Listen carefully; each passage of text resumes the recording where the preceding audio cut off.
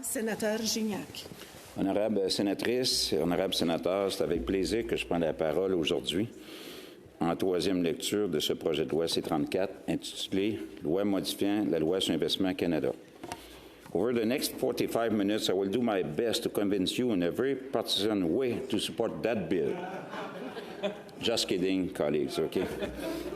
It will last maximum 28 minutes, and I will do in a very respectful way. J'aimerais brièvement discuter des raisons pour lesquelles ce projet de loi devrait être adopté par le Sénat. Mais avant d'aller plus loin, permettez-moi tout d'abord de remercier tous mes collègues du comité Banque et Économie, ainsi que le critique du projet de loi, le sénateur Carignan, pour leur implication lors de l'examen de ce projet de loi. Un merci tout spécial à ma collègue du PSG, la sénatrice Bellemare, ainsi que notre présidente du comité, la sénatrice Wallin, pour leur flexibilité et leurs précieux conseils sur la marche à suivre pour joindre un paquet d'observations rédigées dans les deux langues officielles au moment de l'adoption du projet de loi article par article hier midi, soit quelques heures à peine avant le dépôt officiel de ce rapport en cette Chambre hier après-midi. Ce fut pour moi une belle expérience sur le processus législatif et logistique des travaux au Sénat, pour un Sénat plus agile et efficace. Honorables collègues, la loi sur Investissement Canada est un outil important dont la portée est vaste et qui permet au Canada de réagir aux menaces changeantes susceptibles de découler des investissements étrangers, tout en protégeant l'ouverture du Canada aux investissements internationaux bénéfiques. Le Canada offre un endroit déjà très attrayant pour les investissements étrangers, comme en fait foi les dernières statistiques pour l'année 2023. En effet, le Canada s'est classé troisième parmi tous les pays de l'OCDE, derrière les États-Unis et le Brésil en matière d'investissement direct étranger en dollars. Donc, par habitant, le Canada est numéro 1. Malgré ce succès, il faut s'ajuster car le monde a changé depuis 15 ans et nous assistons à une plus grande fragmentation du commerce mondial. En tant que pays membre du G7, membre du groupe des 5, mieux connu sous le vocable les Five Eyes, et surtout comme principal partenaire commercial et partenaire militaire dans le cadre du NORAD des Américains, nous ne pouvons pas ignorer les éléments de sécurité nationale. On peut se montrer nostalgique sur l'ère de la libéralisation du commerce sans entrave au cours des dernières décennies. Mais nous ne vivons pas au pays des licornes. Nous devons se montrer particulièrement vigilants par rapport à certains projets d'investissement en provenance de certains pays autocratiques pouvant cacher peut-être des intentions malveillantes. C'est qu'une raison supplémentaire pour laquelle nous avons besoin d'une législation à jour qui offre clarté et prévisibilité aux investisseurs étrangers. Notre pays a besoin d'investissements directs étrangers et du commerce international pour permettre aux Canadiens de garder leur niveau de vie et financer nos programmes sociaux. C'est pourquoi le gouvernement a choisi d'adopter une approche équilibrée et devra continuer à se montrer pragmatique en prenant des mesures relatives aux véritables questions nationales. En contrepartie, le Canada devra se montrer aussi vigilant et lutter contre des mesures purement protectionnistes qui introduisent des barrières économiques sous l'étiquette de sécurité nationale. Je fais allusion ici aux tarifs douaniers sur l'acier et l'aluminium canadien qui ont été imposés par nos voisins du Sud sous le prétexte de sécurité nationale.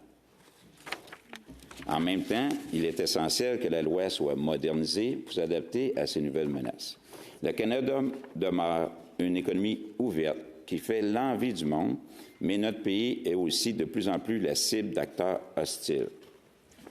Honorables sénateurs et sénatrices, nos alliés comme les Five Eyes se sont équipés avec leur propre régime moderne ces dernières années. Cette mise à jour de la loi sur Investissement Canada donnera de nouveaux outils aux autorités en place pour empêcher des acteurs hostiles d'exploiter l'expertise et la capacité d'innovation du Canada. Un exemple, La nouvelle exigence du dépôt préalable à la mise en œuvre garantira que le Canada exerce une surveillance accrue sur les investissements dans certains secteurs sensibles, en particulier ceux qui donnent aux investisseurs étrangers un accès matériel à la propriété intellectuelle de pointe et aux secrets commerciaux une fois l'investissement finalisé. De plus, le nouveau pouvoir ministériel d'imposer des conditions provisoires pendant le processus d'examen relatif à la sécurité nationale contribuera à réduire le risque de préjudice à la sécurité nationale survenant au cours de l'examen lui-même. Par exemple, par l'accès et le transfert possible de propriété intellectuelle avant l'examen ne soit complété. Les modifications proposées par le projet de loi C-34 portent également sur les pénalités monétaires en cas de non-conformité à la loi. Ces pénalités n'avaient pas été mises à jour depuis plusieurs décennies et ne correspondaient plus aux valorisations typiques actuelles des transactions. Le projet de loi permettra aussi au Canada de partager des informations spécifiques avec ses homologues internationaux afin de protéger les intérêts communs en matière de sécurité en utilisant les meilleures pratiques fondées sur des preuves. Finalement, le projet de loi modifié permettra de déclencher le processus d'examen relatif à la sécurité nationale lorsque l'investisseur a été reconnu coupable de corruption dans une juridiction. Chers collègues, à l'instar de plusieurs hauts projets de loi adoptés en cette Chambre, ce projet de loi n'est pas parfait. Et notre comité des banques y avons ajouté plusieurs observations, comme sans doute, et ma collègue du PSG, sénatrice Bellemare, va sans doute élaborer sur ces observations, puisqu'elle était à l'origine aussi de plusieurs de ces suggestions.